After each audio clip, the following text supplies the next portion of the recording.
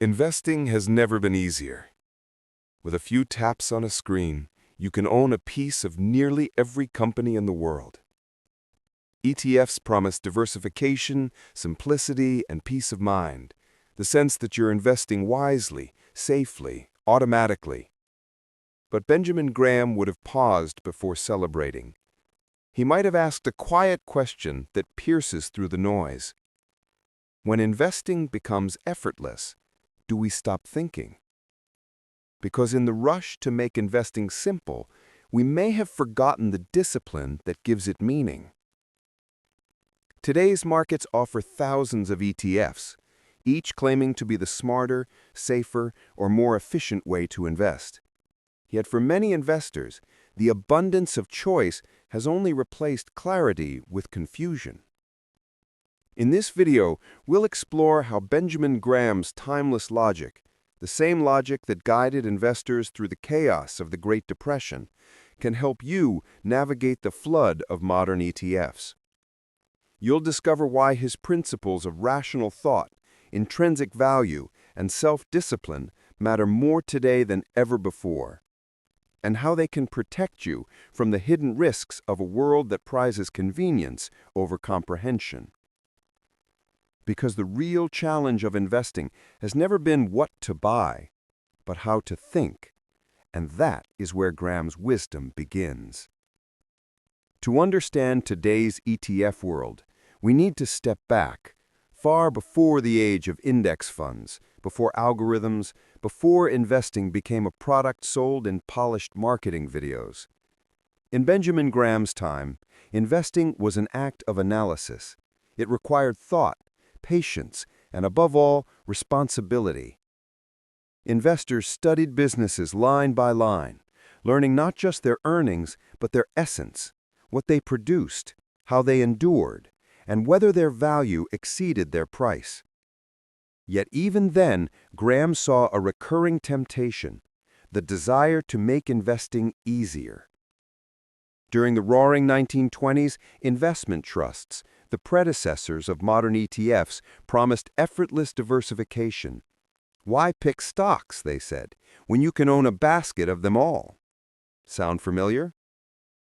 Graham watched as ordinary investors, seduced by this simplicity, poured money into these trusts, not understanding what they owned, nor how these portfolios were valued.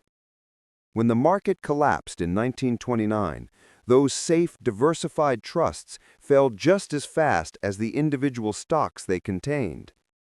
It wasn't diversification that failed, it was discipline. Nearly a century later, ETFs have revived the same promise, dressed in new technology and modern efficiency. They democratize investing, a noble goal, but they also risk doing what every era's innovation has done, separating investors from the act of thinking. Graham believed that markets are like mirrors. They reflect our behavior more than they shape it. And when investors stop thinking, the mirror becomes distorted. In the 1930s, he taught his students that investing must never be passive in the mind, even if it's passive in method. It was this distinction between passive management and passive thinking that defined his philosophy. Because for Graham, true simplicity was not about removing effort, it was about removing emotion. And that idea leads us to the heart of this discussion. What would Graham's logic tell us about how to approach ETFs wisely, not fearfully, not blindly, but rationally? Graham believed that nearly every mistake in finance begins when we blur the line between investing and speculating. He defined it simply and precisely. An investment operation is one which, upon thorough analysis, promises safety of principal and adequate return. Operations not meeting these requirements are speculative. In those few words lies a complete philosophy. Investing, to Graham, was not about products, markets, or even performance. It was about process and principle. Analysis before action. Understanding before ownership. Now consider the modern ETF investor. The structure may have changed, but the temptation remains the same. Many investors buy ETFs not because they understand what they own, but because it feels safe, because it's popular, because everyone says it's the smart way to invest. But feeling safe and being safe are not the same. An ETF can hold hundreds of stocks, yet still behave like a single risky bet if all those stocks are tied to the same theme, the same narrative, the same market trend. The illusion of diversification replaces true understanding. Graham would have seen this as a subtle form of speculation, not the loud, reckless kind, but the quiet, respectable kind that hides behind the language of modern finance. He often warned that speculation is not defined by what you buy, but by why you buy it. If your reasoning is based on convenience, comfort, or assumption, not analysis, then you are speculating, no matter how diversified your holdings appear. This is why his framework remains timeless. ETFs themselves are neither good nor bad. They are simply tools. What determines their wisdom lies in the investor's mind, not the market's mechanics. In Graham's logic, rational investing requires an anchor, an independent standard of value that resists the tides of popularity and fear. Without that anchor, even the safest-looking vehicle drifts into speculation. And that brings us to the next essential question. How did Graham actually apply this logic in his own methods? And what can that teach us about using modern ETFs without losing the discipline that defines a true investor? Benjamin Graham never worshipped any particular investment vehicle, not stocks, not bonds, not funds. What he valued was method. The investor's true advantage, he believed, came not from the instrument they used, but from the intelligence with which they used it. He often told his students that the market is not a machine to be mastered, but a mood to be understood. His famous metaphor, Mr. Market, was a personification of that mood, a partner who offers to buy or sell at changing prices every day, some days euphoric, some days fearful, and always short-sighted. For Graham, the rational investor's task was simple, though never easy: to use Mr. Market's emotions, but never share them; to see opportunity in his panic and discipline in his excitement. Now, imagine how that wisdom applies to ETFs. Every ETF has its own Mr. Market, a shifting crowd of traders pushing prices around, sometimes detached from the value of what's actually owned beneath. Graham's method would urge us to look through the ETF, not at it, to ask, what do I truly own here? What earnings, assets, or cash flows support this collection of stocks? Does its price reflect value or emotion? He'd remind us that true diversification isn't achieved by owning many things, but by owning many things of value. Otherwise, you simply diversify your ignorance. That's why Graham placed such emphasis on analysis, not as a mechanical exercise, but as a safeguard against self-deception. Even if you invest through an index fund or an ETF, you should still know what principle governs your decision. Are you buying for long-term ownership of productive businesses or chasing short-term safety and convenience? In Graham's framework, even a passive investor must be active in thought. He would approve of ETFs only if they help investors avoid costly mistakes, not if they become a way to avoid thinking. Because when investing turns into automation, discipline quietly disappears. And when discipline disappears, speculation quietly returns. In that sense, Graham's method was never about building portfolios. It was about building temperaments. He knew that reason is the only true margin of safety. And nearly a century later, that same mental margin is what modern investors need most. If Benjamin Graham were alive today, he would marvel at the efficiency of modern finance, and then quietly ask, but where did the investor go? We now live in a world where algorithms manage portfolios, ETFs replicate markets, and investors outsource decisions with a single click. In theory, this should lead to perfect rationality. Machines never panic, they never get greedy, yet somehow markets still behave like crowds. Why? Because behind every automated trade still lies a human impulse: comfort, fear, imitation, or impatience. ETFs were designed to simplify investing, but simplicity is a double-edged sword. It removes friction, and with it, reflection. The act of thinking that once slowed investors down has now been engineered away. We no longer analyze, we allocate. We don't study, we scroll. And Graham would recognize this pattern immediately, the timeless human tendency to replace understanding with ease. He wrote, "The investor's chief problem, and even his worst enemy, is likely to be himself." That insight has never felt more relevant. Because ETFs can lull investors into a false sense of control, we feel diversified, yet our portfolios often move in perfect unison. We feel rational, yet our buying and selling still mirror the emotional cycles of the crowd. The illusion of intelligence has replaced the practice of it. Graham's logic reminds us that true safety doesn't come from structure, it comes from behavior. An ETF is only as sound as the investor's reasoning behind it.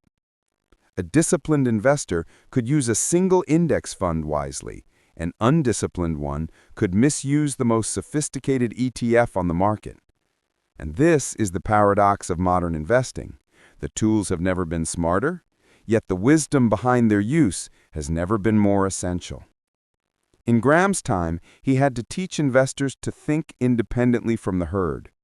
Today, the challenge is to think independently from the algorithm, to preserve human judgment in a system designed to remove it. Because when we surrender thought in the name of convenience, we risk losing the very thing that makes investing an act of intelligence, not automation. And that brings us to the deeper question beneath all of this, a question that Graham's philosophy invites us to ask not just about investing, but about human nature itself. Benjamin Graham never saw investing as a contest of predictions. He saw it as a test of character. To him, the market was not an opponent to defeat, but a mirror reflecting back our own patience, emotion, and self-control. Every rise and fall in price was less a measure of value and more a measure of temperament. And that's where his logic transcends finance. Because what Graham truly taught was not just how to invest, but how to think. Rationality, in his philosophy, was not cold calculation. It was emotional discipline. It was the refusal to let noise masquerade as knowledge. He believed that intelligence alone was not enough. Many of the smartest investors in history have failed, not for lack of intellect, but for lack of balance. They could calculate every ratio, yet not control their reactions. And this is where Graham's wisdom finds its deepest relevance in the ETF age. When everything moves faster, when information floods every screen, and decisions can be made in milliseconds, the investor's only lasting advantage is the ability to pause, to slow down when the world speeds up, to question when everyone accepts, to think when everyone trades. Graham would remind us that the principles of value investing are at their core principles of self-governance. They ask us to be skeptical of appearances, to resist shortcuts, to endure boredom, and to treat patience not as passivity, but as power. Because rationality is not a technique, it's a temperament. Even as ETFs make investing more accessible, Graham would warn that accessibility without understanding creates fragility. He would likely say, if you don't know why you own it, you don't truly own it. And perhaps the most profound lesson is this. In an age defined by automation, rationality has become an act of rebellion. Choosing to think, to analyze, to wait. These are no longer common traits in markets built for speed, but they remain the only path to long-term survival. For Graham, reason was not just a financial virtue, it was a moral one, a quiet commitment to truth over illusion, to knowledge over noise, to wisdom over fashion. And that moral foundation leads us to the closing reflection, where his timeless philosophy meets the modern investor's daily decisions. Benjamin Graham would never tell you to avoid ETFs.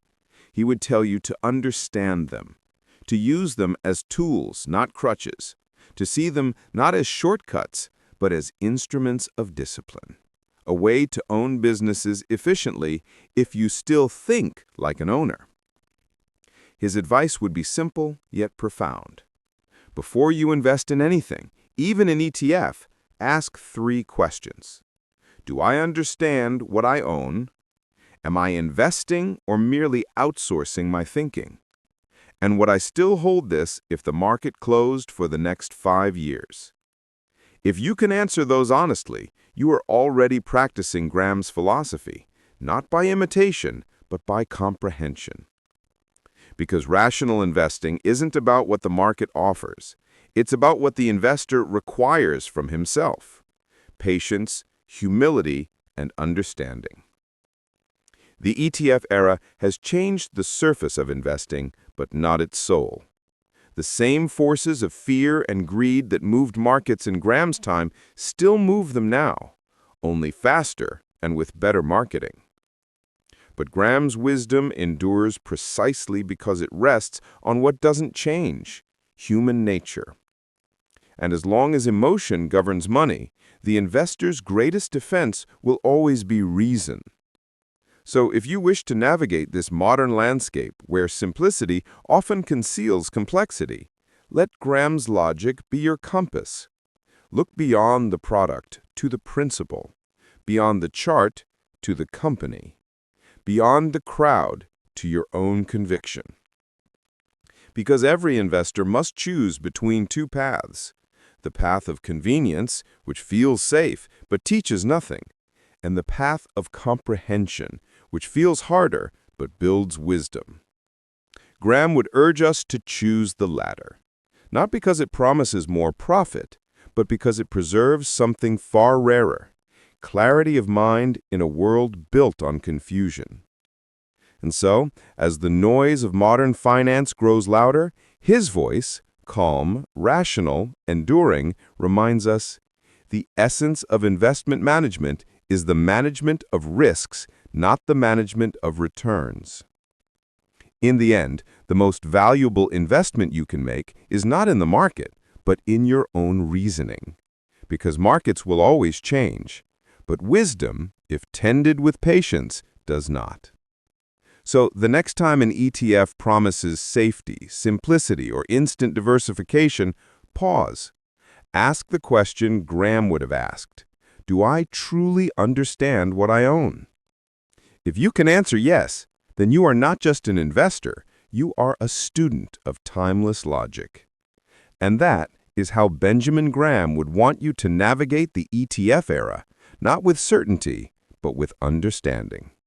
Subscribe and join us in keeping Benjamin Graham's wisdom alive, one lesson at a time, for a world that still needs rational investing.